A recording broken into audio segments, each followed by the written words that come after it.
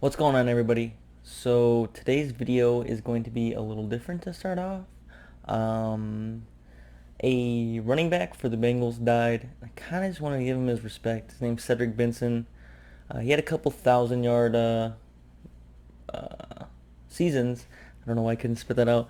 Um, but yeah, it was a pretty tragic accident. He was riding his motorcycle, and I don't know if he was riding it crazy. He had a girl in the back, so who knows? And he just plowed into a van and died immediately. Both of them did. So car accidents are no joke. Obviously, I was in a car accident when I was young. Horrifying, worst thing I've ever been in my whole entire life. And then just being on a Harley or any type of motorcycle, it's dangerous out there. So um, this is a little different. I just wanted to pay my respects to him. Obviously, he's in the same division. I did watch him back in the day from like 2009 to 2012 when he was on the Bengals. He's a pretty solid running back. So just want to start out with that. Super sad, I know, but so I'm just gonna get into the week 2 standouts and the week 2 guys that didn't play very good at all. It's preseason. I get it. It's just like a lot of guys have a lot to prove. So I'm gonna start with the week 2 standouts. Number 1 might be the best player in the NFL. Psych! His name's Taysom Hill. He's the quarterback for the Saints. He's the running back for the Saints. He's a tight end for the Saints, and he's a receiver for the Saints. He does it all. He had 2 touchdowns. He was 11 for 15 and 136 yards. So that's just being a quarterback. That's just throwing the ball right there. Then he had 5 rushes for 53 yards. He's unstoppable. Like, I don't know if they plan on using him when Drew Brees retires, which I don't know when that's gonna happen. It should happen sooner than later. But he's kind of nice. Like, they try to utilize him as much as they can in their offense throughout the season. But I mean, he's not really fantasy relevant, but he's NFL relevant. So he had a really good preseason week 2. The next guy is Justice Hill. He had 10 carries, 49 yards, and a touchdown. He's the running back for the Baltimore Ravens. The only problem is he'll be probably running back 3 or 4, depending on how they or what they want to do with Kenneth Dixon. Um, but I'm pretty sure it'll go Mark Ingram, Gus Edwards, Dixon, or Justice Hill. So I don't know. It sucks for him. I think he'll get used some this year, but more to just watch for him further down the road. He looks really good, though. I'm not gonna lie. So the next one is the running back for the Cowboys. He could be the starting running back if Zeke stays holding out. It's Tony Pollard. Pollard. I don't know how you say it. He had 5 carries, 42 touchdowns, 42 yards and a touchdown. Obviously, limited play, but he looked good if Zeke does hold out. I'm not saying he's Zeke because Zeke's a whole nother animal, a whole nother running back. But he looks good. He looks like he could be a third down running back.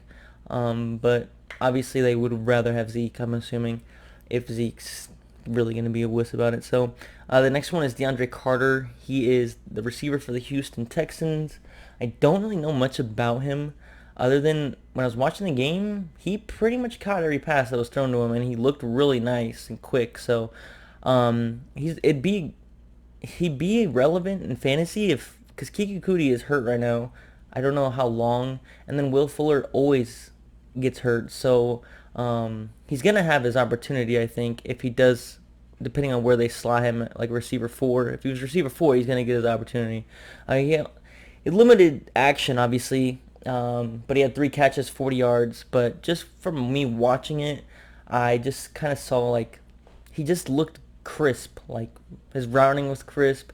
He caught the ball every time it was thrown to him. And then like his rack was pretty solid too. What? Bro, what are you talking about, man?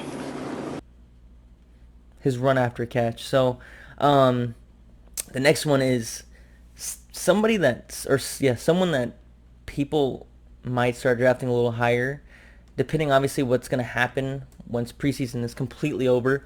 Um, so his name's James Washington. I talked about him last time. He's a receiver for the Steelers. They say Moncrief is number 2. Dante Moncrief doesn't look as good as James Washington. James Washington's playing out of his mind. He only had 4 catches, which is still good for preseason. He had 78 yards, so that's 11.8 fantasy points. I in the mock drafts that we do on SleeperBot, he's going like round 10 now, and he's going before Moncrief, which doesn't mean a whole lot. It's totally up to the Steelers what they do, but I think they would be dumb to not have him receiver 2 and just put Moncrief in the slot. So he looks real good. I'm excited to watch him again preseason week 3, where mostly all the starters will probably play, and they'll probably play a long amount of time. So yeah, look for him. Jacoby Brissett, quarterback for the Colts. He looked really good. If Luck doesn't play, which Luck looks, it's just, I don't know. Luck, he's just always injured. So last year not being injured full season was amazing, but then to start preseason he's injured, so with some foot injury. But if Luck doesn't play week 1, week 2, however many weeks, Jacoby Brissett might be the best backup quarterback in the league besides Taysom Hill. But and maybe Teddy Bridgewater. They're all top 3, I would say. But he was 8 for 10, 100 yards and a touchdown, and the touchdown was to Ebron. So not drafting Ebron because Luck might be hurt. Maybe that might be hurting Ebron's stock. I mean, he had a touchdown with Brissett, and I think he still had like 3 catches with Brissett out there. So he looked really good. Like I said, I think he's top 3 backup quarterback in the league. Next guy is Daniel Jones. He looked really good week 1. He looked really good week 2. The only thing I when I watched the game, because it was like the only game on, like I really want to watch the freaking Giants. But when I watched it, he did fumble twice, and it just, one of them, he literally wasn't looking, and so he throws like this, right? And he's looking this way, and like the ball's right here, and somebody just took the ball and just slapped it out of his hand, like just grabbed it out of his hands. Like, you gotta be aware. I could see blindside behind. You can't see a damn thing, right? This guy's coming like, whoops. This guy's coming like right here. So like, I don't know how you don't see him if you're really like just looking at one receiver or something. But he still did good. Besides the 2 fumbles, he went 11 for 14, 161 yards and a touchdown. He looks better than I thought. And if he could do that preseason week 3, I think they'll still start Eli, just out of respect that he's the veteran. But I'm pretty sure that Daniel Jones will take that spot eventually. So those are just a couple guys that I thought did really good. It's kind of hard to judge preseason because not a whole lot of people are playing, and if they're playing, they're not getting a whole lot of touches or reps. So those are the guys that kind of got high amount of reps, high amount of targets. So these are the guys that didn't look good. And I don't remember did the Giants play the Niners? I'm not sure on that. But the Niners game was on, and I watched it. And Tevin Coleman looked actually pretty solid. So I think he had 3 rushes for like 21 yards, 7 yards a carry basically. But Jimmy Garoppolo looked like shit. He's a relevant quarterback in fantasy. Obviously, it's his first game back since he tore his ACL. But even before this game, in practice, he threw 5 consecutive picks in practice to a team last year that had 2 interceptions.